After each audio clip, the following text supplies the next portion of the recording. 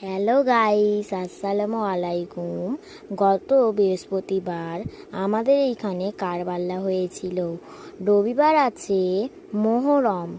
তো মোহরম আর কারবাল্লার বিষয়ে আমি আর আমার ভাই কিছু কথা বলবো। প্লিজ তোমরা শুনবে কিন্তু। এই দিনটা খুবই দুঃখের।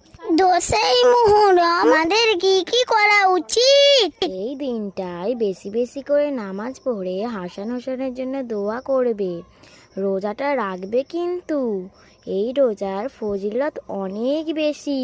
তোমরা কেউ লাঠি খেলা দেখবে না, আমাদের লাঠি খেলা দেখতে নেই।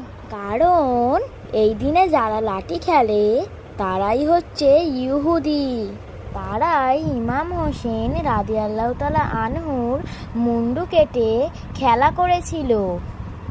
কালকে মোহরম, আজ রাতে লাইলাতুল আশুরা নামাজ পড়ো সবাই। আল্লাহ হাফেজ।